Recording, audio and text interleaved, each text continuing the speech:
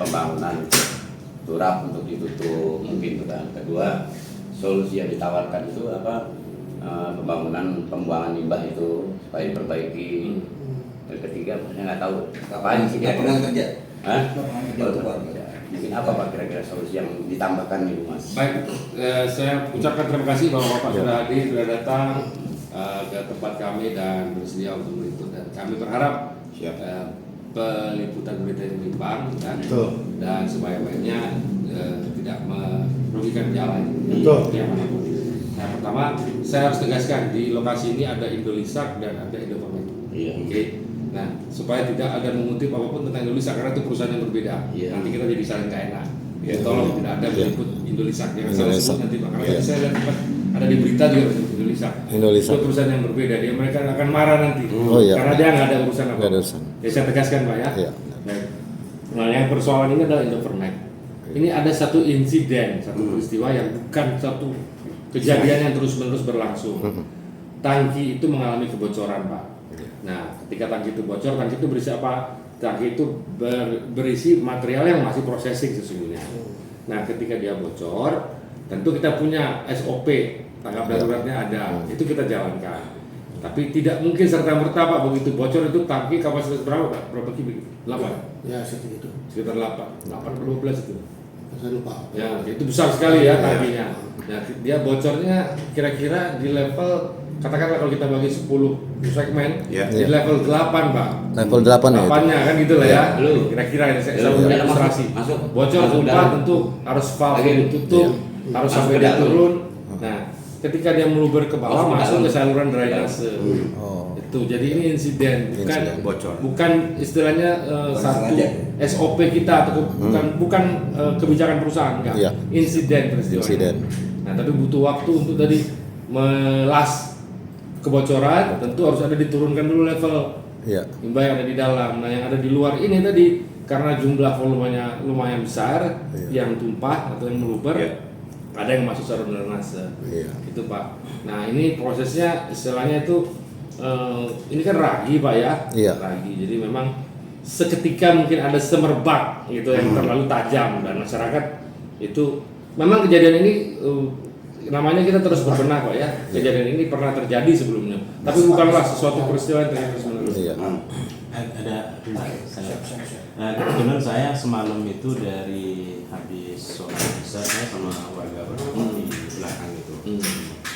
Kan yang jadi persoalan dari warga itu selain yang kemarin juga itu ada omongan juga di warga itu, makanya nanti konfirmasi agar ada perimbangan informasi juga yang dari pihak dalam itu kan, bahwa ketika hujan besar katanya limbah itu dibuang bersamaan dengan air drainase warga itu. Itu yang pertama. Yang kedua, kompensasi yang diberikan ke warga sekitar, katanya airnya itu ada beberapa warga khususnya di RT 04 itu yang katanya airnya sudah nggak bisa dipakai karena tercemar oleh limbah perusahaan Indofarm gitu kan.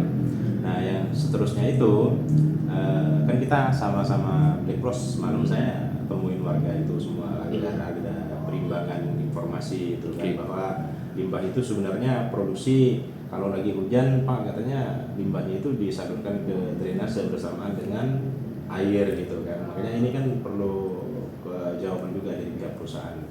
Baik, begini Pak, perlu saya tegaskan bahwa ini adalah industri ragi. Ya, ragi itu adalah food grade, golongan bahan makanan. Jadi tentu tidak ada bahan-bahan yang berbahaya. Itu sama saja yang kemudian Bapak temukan dalam roti, dan baunya adalah bau peyem sebenarnya, bau brand baunya. Aromanya. Nah, saya tidak membela tidak objektif ya Pak ya. Nah, kalau masalah begitu terjadi insiden ini dan ada pemberitaan, kan Bapak mungkin lihat ya yang beredar video ya, itu kan dari tangki yang demikian tinggi ada kucuran. Gak mungkin kita dengan sengaja membuang di level itu ya. Apa yang kalau kita mau kan dari bawah semuanya kan gitu. Iya, yang dugaan warga itu semalam kan itu kalau hujan Pak katanya itu limbahnya dibuang itu bersamaan dengan aliran air hujan gitu kan. Dan saya tanya itu semalam ada berapa warga yang airnya nggak bisa dipakai. Dulu katanya sempat ada kompensasi instalasi PDAM, cuma nggak ada pembayaran juga katanya dari pihak perusahaan. Itu nggak benar sih, itu realisasi sih. Malah terakhir pertemuan tadi justru itu malah main lagi. Nah iya, makanya yang terdampak kalau memang ada nanti dari kita ada mungkin dari koordinasi dengan Itu kompensasinya instalasi PDAM sekaligus pembayaran tagihan rekening airnya apa? untuk detailnya belum ya. Gini Pak, Iya. saya jelaskan dulu Pak. Nah, begitu dari kejadian peristiwa ini dan ada viral beritanya, yang sudah datang ke sini itu BPLAD. Yang kedua juga datang dari Polres, dari Lapor juga datang Pak. Gitu. Kita terbuka, nggak ada yang kita tutup-tutupi.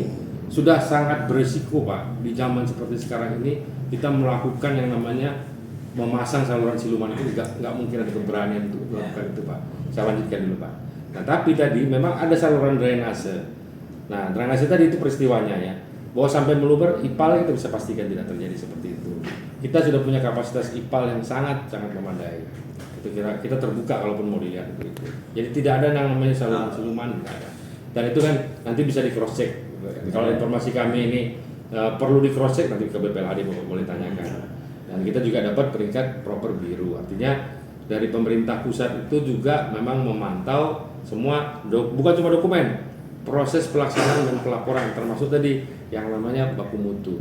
Nah, tadi Bapak juga bicara tentang karena tadi ada beberapa pertanyaan Bapak perlu saya jawab. Nah, terkait dengan yang namanya penyamaran sungai itu nanti begini Pak. Tadi kita sudah sepakati gitu. Nah, yang dulu disepakati dengan warga adalah menyambungkan saluran PDAM. Kalau misalnya ini yang terdampak kita gampang Pak nanti. Bukan menyepelekan persoalan, tapi nanti kita ukur saja parameter apa yang memang membahayakan pada sungai atau pada sumur itu tadi. Ada nggak parameter yang ditemukan pada limbah kita? Match nggak? Enggak, kalau sementara pertanyaan berikutnya Pak, ada pertanyaan berikutnya. Kan ini kan ada klaim dari warga bahwa ada pencemaran tanah air sumur gitu kan. Selama ini limbah yang dikeluarkan oleh Vermek itu betul-betul terdampak atau enggak? Maksud saya sudah ada uji labnya enggak gitu kan dari air sekitar yang terdampak gitu kan. Karena pengakuan warga itu kan katanya kalau dipakai itu kan keset gitu terus gatal gitu kan, karena bau, itu pengakuan warga gitu kan. Makanya kita juga belum punya sampel airnya juga, apakah itu terdampak terpapar kimia dari limbah perusahaan Indofarm atau enggak gitu. Ya. Makanya pihak perusahaan sudah punya enggak gitu loh, bahwa limbah itu tidak mengandung zat yang berbahaya gitu loh. Gini Pak, kita yang namanya sertifikasi kita karena ini bahan makanan. Industrinya juga mensuplai banyak pabrik roti Pak ya. Jadi nggak mungkin ada bahan berbahaya untuk roti Pak. Nah, ya, makanya kan artinya begini Pak, kita kawan-kawan media itu dapat perimbangan jangan sampai kemudian warga mengklaim airnya itu terpapar zat kimia dari limbah perusahaan Indofarm gitu kan. Kan ini mesti clear.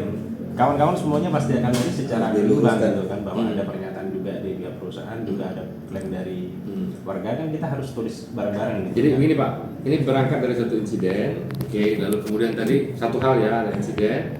Tadi sudah kita bicarakan ketemu warga, semua kondusif, semua dapat terselesaikan dengan baik. Hal-hal yang dimintakan tentu kita betul-betul seleksi, jangan yang tidak ada relevansinya juga kita harus wadahi. Pada intinya itu ya. Poinnya selesai gitu dengan urusan. Jadi ya, jadi poin-poinnya adalah pertama, saluran drainase tadi dipindahkan lokasi pembuangan saluran drainase. Artinya itu saluran tampungan hujan. Jadi kita tidak ada persoalan kita mau dipindahkan. Untuk itu butuh waktu. Karena tadi harus ada perencanaan memindahkan saluran akan kemana dia. Nah yang kedua adalah ini terutama dengan RT 04 atau 05 ya. Nah lalu kemudian persoalan lainnya adalah sebenarnya kita ini sangat kooperatif dan sangat memberikan kontribusi kepada masyarakat yang bersebelahan dengan pabrik, tapi melalui aparatur pemerintah tentunya. Ya, di perangkat pemerintahnya itu dari RT, RW, ya kita selalu koordinasi. Bahkan hanya beberapa menit setelah kejadian langsung RT telepon, langsung kita ambil tindakan. Gitu. Tapi di level warga ada saling ketidakpercayaan itu saja. Satu lagi. Tadi udah terbuka. Satu lagi nih. Jadi ini begini, bahwa perusahaan ini informasinya melalui RT, RW sering ada kegiatan maulid itu dananya CSR yang dikeluarkan dari Indofarm. Nah kemudian ada dari kawan-kawan Karang Taruna juga yang kemudian dalam hal penyaturan CSR Indofarm itu ternyata juga tidak diakomodir oleh RT, RW gitu kan. Mungkin bijaknya ini bukan pertanyaan sebagai media itu kan, bahwa kawan-kawan karang taruna muda juga bisa dikaryakan juga, dilibatkan juga. Ini tidak terpusat di RT dan RW. Kalau enggak RT dan RW sebagai penerima saluran dari CSR itu juga dikasih note juga bahwa para remaja itu juga dilibatkan dalam kegiatan. Kita welcome Pak itu. Bahkan gini loh Pak, sehari sebelum aksi hari ini sudah bertemu tuh dengan kelompok Karang Taruna itu. Sudah bertemu, sudah kita sepakati. Ternyata mereka tetap melakukan demo ya. Sudah kita terima saja kemudian. Ya. Tapi sebenarnya hal itu sudah dibicarakan kemarin dan sudah ada kesepakatan.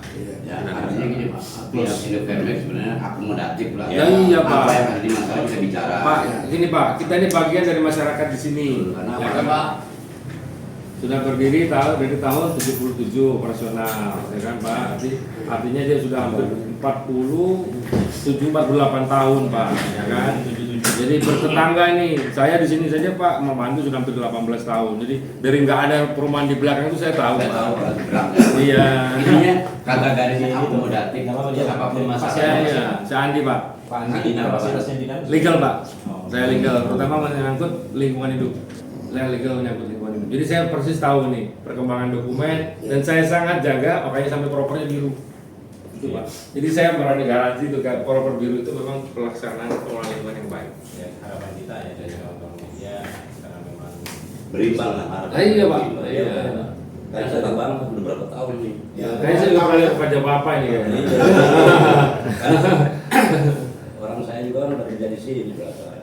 saya rasa ada lagi nggak dari kawan-kawan? Silakan kawan-kawan, ada yang mau ditanya Pak, lagi? ini Pak, jadi yang bermasalah limbah itu PT mana sebenarnya Pak? Ini peristiwa insidentil Pak. Kemarin ada kebocoran. Itu tadi warga komplain karena memang baunya lebih menyengat karena ada tangki yang bocor itu. Jadi PT mana Pak? Indofarmex Pak.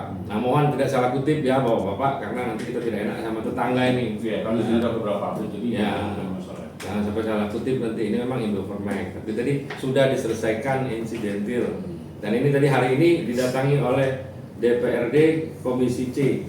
Ya Pak ya. Ya. Juga tadi juga dari Kapolsek sendiri datang, dari perangkat desa, RT, RW, lurah, camat semua hadir. Jadi semua sepakat untuk menyelesaikan dengan cara baik gitu, Pak. Mohon bagian itu dikutip dengan baik. Jadi tidak ada peristiwa yang mengambang ini. Solusi Indofarmex apa Pak? Ada beberapa permintaan warga tadi. Pertama, saluran drainase ditutup, itu paling penting. Lalu kemudian mengontrol supaya tidak terjadi kebauan. Kalau 100% nggak bau, namanya ini pabrik ragi, bahan organik, nggak mungkin 100% nggak ada bau. Bapak bisa cium baunya, Wangi. semerbaknya ya itu kan baunya ya itu sebenarnya. Asam sebenarnya kalau Brem, peyem, ah itu. Mana lengkap siapa? Pak, usul Pak, siapa RT-nya? Siapa RT? Nama lengkap siapa? Bagian apa? Oh, tadi saya di legalnya Pak. Nama legal. Nama saya Andi. Andi Nababan. Nama Bapak. Kalau Bapak ini sering ketemu? Ya. Saya kalau lewat Pak Wangi, Pak. Sering hobi mengenai lewat. Iya, saya kan juga ada pabrik sama Pak di Bandung. Setiap saya lewat tikungan itu saya buka kaca. Saya suka cium baunya.